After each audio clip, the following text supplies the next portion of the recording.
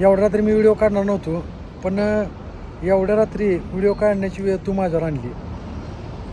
कसं ना, तू लोकांच्या पोरींना बदनाम करायला लागली विनाकारण. अजून तू तिची बदनामी करताना तिच्यासोबत तू माझी पण बदनामी करते विनाकारण. अगं मी काय व्हॅलेंटाईन डे साजरा करायला आलो आहे का?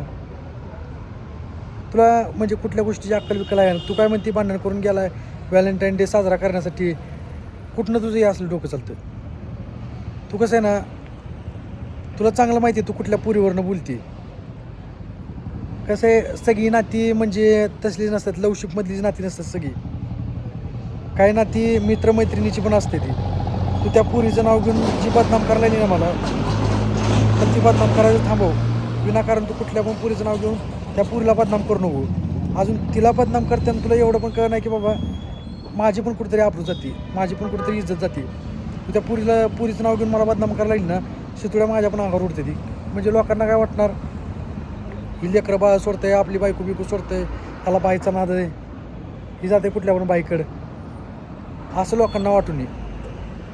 तू म्हणते मी व्हॅलेंटाईन डे साजरा करायला लावलो आहे, दिसतंय ह्या इथं रोडच्या कडेला मी व्हॅलेंटाईन डे साजरा करणार दिसतंय गाव. एवढ्या रात्रीचं मी बस स्टॉपवर थांबलो आहे, दिसतंय? अगं थोडी तरी तुला अक्कल पाहिजे, थोडी तरी. उचलली जीभ लावली टाळायला, काय म्हणजे काय काय पण बोलायचं, मनाला येईल ती बोलायचं, ही तुला सवयच लागली. अगं परगावात आलो आहे मी, परगावात. जरा थोडा तरी विचार कर. तू जर का चांगलं बोलली ना, तर मला असं कुठं हिंडायची वेळ नाही येणार माझ्यावर. तुझ्या असल्या वागण्याने आहे ना, आज मी घर सोडलं आणि माझ्यावर रोडवर झोपायची वेळ आली तुझ्या असल्या वागण्यामुळं. अजून वरनं म्हणते काय की व्हॅलेंटाईन डे साजरा करायला तुम्ही गेलाय. अगं कसं आहे ना ऋतू, थोडं तू समजून घ्यायला पाहिजे. तू जर का मला समजून घेतलं ना, तर ह्या सगळ्या गोष्टी नाही होणार. तुझं कसं झालं आहे, तुला माहितीच सगळ्या गोष्टी, तरी पण तू मुद्दामून करते, सगळ्या गोष्टी मुद्दामून करते, जाणून बुजून करते. विनाकारण लोकांच्या पुरींचं नाव घेऊन का बदनाम करते त्यांना? काय भेटणार तुला त्याची बदनामी करून? अगं कसं आहे ना, सगळी नाती आहेत ना, ही नसते ती म्हणजे लवशिपचीच नसते सगळी नाती. काही नाती मित्रमैत्रीण अशी नाती असते. उघड लोकांच्या पुरीचं नाव घ्यायचं, उघड त्या पुरीला बदनाम करायचं. दड तिची पण गेलेली कळत नाही, दड माझी पण गेलेली कळत नाही. त्यांची इज्जत घालताना ही गोष्ट कळत नाही की बाबा आपल्या नवऱ्याची पण कुठंतरी इज्जत जाते, ही गोष्ट तुला कळना झाली. 4 लोक बोलायलाच बसले ती उद्या की बाबा ह्याला बाईचा नाद होता, ह्याला बाईचा नाद असल्यामुळं हे इथनं सारखं बायका लेकरं सोडून जाते निघून. पण तुझी चुकी दाखवून देत नाही. तुझी चुकी कशी दाखवणार ग तू कुठं चुकती दाखवूनच देत नाही. तू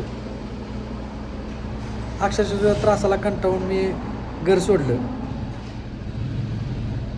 आज रस्त्यावर झोपायला लागलो, स्टँडवर झोपायला लागलो. अशी वेळ माझ्यावर कधी झाली नाही.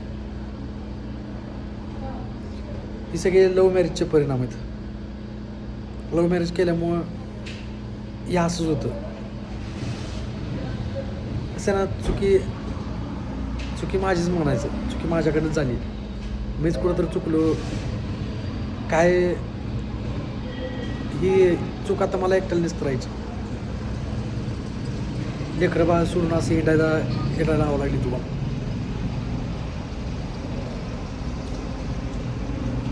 तुला माहिती आहे, मला माझ्या आरूची इतकी आठवण येते ना की पण काय करणार, घरी थांबलं की तुझी किरकिरी आहे माझ्या पाठीमागं.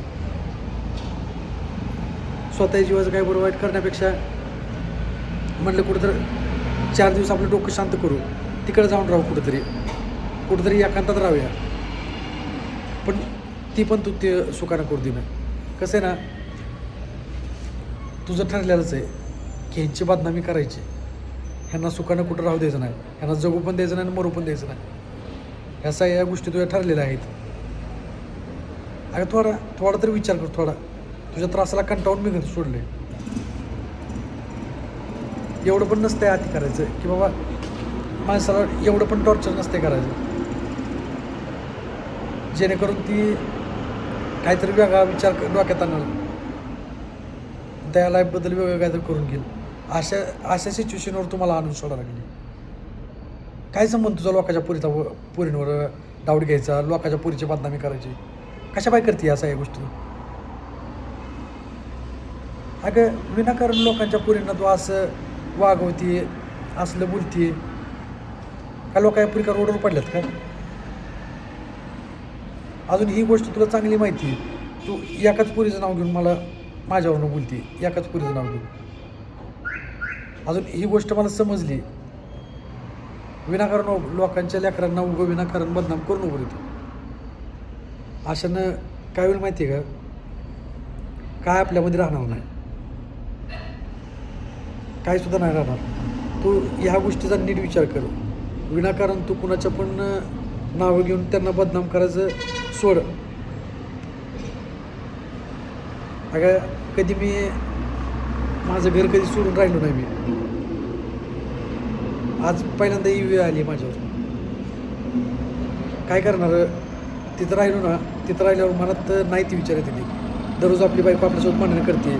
मला पण वाटतं ना बाबा की आपल्या बायकोनं 4 गोष्टी माझ्यासोबत प्रेमानं बोलाव्या, प्रेमानं राहावं माझ्यासोबत, असं मला वाटतं.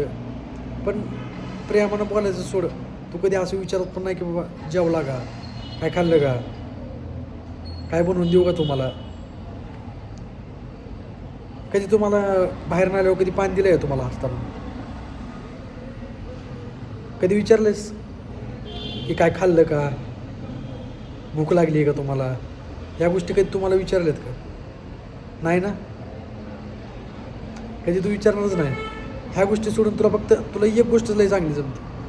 कुणाला बोलत होता, कुणापाशी गेलता, ह्या सगळ्या गोष्टी तुला फक्त जमते. ह्या गोष्टी सोडल्या तर तुझ्यामध्ये तुला म्हणजे काहीच जमत नाही. काय म्हणजे काहीच. अक्षरशः वैतागलो आहे असल्या वागण्याला. तुला एकच गोष्ट मी सांगतो रे, तू जर का अशी वागत राहिली ना तर खरंच काय तर वेगळा विषय होईल. हे सगळं तुझ्या हातात आहे. थांबव ह्या गोष्टी, थांबव. हाताबाहेर जाण्याच्या अगोदर ह्या गोष्टी सगळ्या थांबव. जर काही एकदा माणूस ह्या गोष्टींना कंटाळला ना तर मग नंतर लय अवघडून जाते. आणि जोपर्यंत माणूस आहे तोपर्यंत त्या माणसाची किंमत करायला शिक. परत गेल्यावर रडून काय फायदा नाही. जोपर्यंत आहे ना माणसाची तोपर्यंत काळजी घे, तोपर्यंत 4 गोष्टी प्रेमानं बोल. परत ती माणूस ह्या जगातनं निघून गेला ना मग परत रडून काय गोष्टी करून काय फायदा नाही, काय सुद्धा उपयोग नाही. 4 दिवस रडशील, गपचीप बसशील. अजून ह्या गोष्टी मी मनापासून बोलतोय, इथं लागल्यात मला सगळ्या गोष्टी. त्याच्यामुळं तू ठरव आता कसं राहायचं कसं नाही. अजून मला खरंच काय गोष्टी करायला भाग पाडू नको. मी तुला ही लास्ट शेवट सांगतो, अजून विनाकारण कोणा लोकांच्या पोरींना बदनाम करू नको.